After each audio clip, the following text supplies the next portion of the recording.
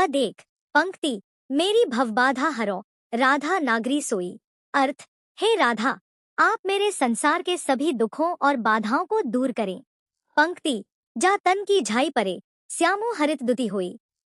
अर्थ, जिनके शरीर की छाया पड़ने से श्री कृष्ण के सांवले शरीर पर भी हरी आभा दिखाई देने लगती है। पद 2।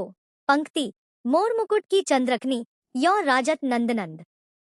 अर्थ, नंदनंदन श्री कृष्ण के सिर पर मोर मुकुट की चंद्रमा जैसी चमक बहुत सुंदर दिखाई दे रही है। पंक्ति, मनु ससी शेखर की अकस, किए शेखर सच्चंद। अर्थ, ऐसा लगता है मानो चंद्रशेखर भगवान शिव ने अपने मस्तक पर 100 चंद्रमा धारण कर लिए हों। पद 3। पंक्ति, सौहत ओढ़े पीत पट, श्याम सलोने गात। अर्थ, श्री कृष्ण के सुंदर सांवले शरीर पर पीले वस्त्र बहुत शोभा दे रहे हैं। पंक्ति, मनो नीलमणि सैल पर, आत्पु पर्यो प्रभात। अर्थ, ऐसा प्रतीत होता है मानो नीलमणि के पर्वत पर प्रातःकाल की सूर्य की किरणें पड़ रही हों। पद 4। पंक्ति, अधर धरत हरि के परत, ओठ दी ठिपट ज्योति। अर्थ, जब श्री कृष्ण बांसुरी को अपने होठों पर रखते हैं तब उनके होठों की लालिमा और आंखों की चमक बांसुरी पर पड़ती है। पंक्ति, हरित बांस की बांसुरी, इंद्रधनुष रंग होती। अर्थ, हरे बांस की बांसुरी श्री कृष्ण के होठों और आंखों की चमक पड़ने से इंद्रधनुष के समान अनेक रंगों वाली दिखाई देती है। पद 5। पंक्ति, या अनुरागी चित्त की गति समझे नहीं कोई। अर्थ, प्रेम में डूबे हुए मन की स्थिति को कोई भी ठीक प्रकार से नहीं समझ सकता। पंक्ति, ज्यों ज्यों बूढ़े श्याम रंग, त्यों त्यों उज्जवल होई।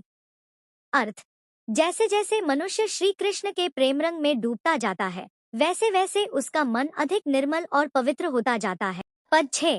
पंक्ति, तो लघु या मनसदन में हरि आवे की ही बाट।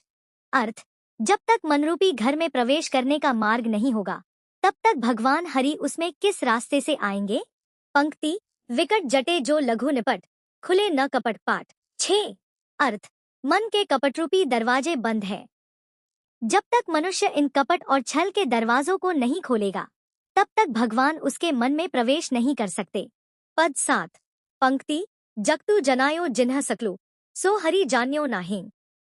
अर्थ, जिसने पूरे संसार को जाना और सबको ज्ञान दिया उस भगवान हरि को कोई पूरी तरह नहीं जान सका। पंक्ति, ज्यों आखिनु सबु देखिए, आखी न देखी जाहीं। 7। अर्थ, जिस प्रकार आंखों से संसार की सभी वस्तुएं देखी जा सकती हैं लेकिन आंख स्वयं अपनी सहायता से स्वयं को नहीं देख सकती। पद 8। पंक्ति, जप, माला, छापा, तिलक, सरे न एको कामू। अर्थ, केवल जप करना, माला फेरना, छापा लगाना और तिलक लगाना, इन बाहरी धार्मिक कर्मों से कोई काम सिद्ध नहीं होता। पंक्ति, मनकांचे नाचे वृथा, सांचे रांचे रामू। 8। अर्थ, कच्चे, अस्थिर और कपटी मन से की गई भक्ति व्यर्थ है। भगवान राम केवल सच्चे और निष्कपट मन में ही निवास करते हैं। पद 9। पंक्ति, दुसा दुर्जन प्राण को, क्या न बने दुखदंडु। अर्थ, दुष्ट और निर्दयी व्यक्ति का साथ मिलने पर जीवन में दुख और कष्टों की वृद्धि होना स्वाभाविक है।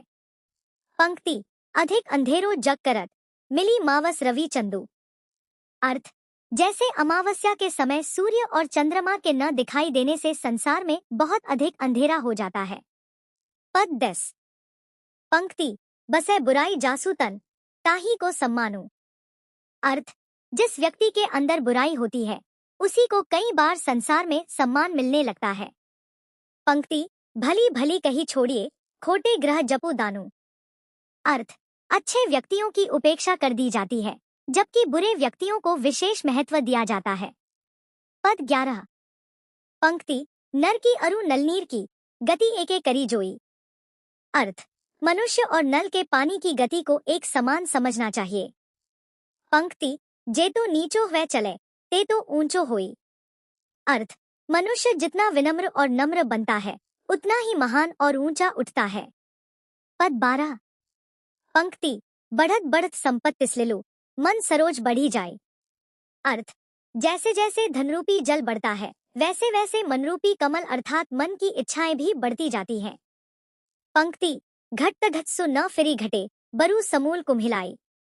अर्थ, धन कम होने पर इच्छाएं कम नहीं होती, बल्कि मनुष्य का मन पूरी तरह दुखी और मुरझाया हुआ हो जाता है।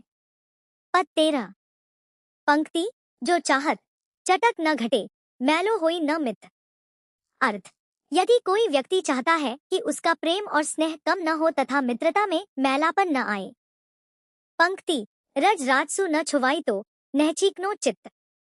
अर्थ, तो उसे अपने प्रेमरूपी कोमल और चिकने हृदय पर क्रोध और द्वेष की धूल नहीं पड़ने देनी चाहिए। पद 14। पंक्ति, बूझे बड़ाई जो लहे तो चित खरो इतरात। अर्थ, जो व्यक्ति बिना योग्यता के बड़ाई और प्रशंसा पाता है, उसका मन बहुत अधिक घमंड करने लगता है। पंक्ति, जो निष्कलंकु मयंकु लखी नंगे लोग उत्पात। अर्थ, जैसे निष्कलंक चंद्रमा को देखकर दागदार या नग्न लोग भी अत्यधिक प्रसन्न होकर दिखावा करने लगते हैं। पद 15।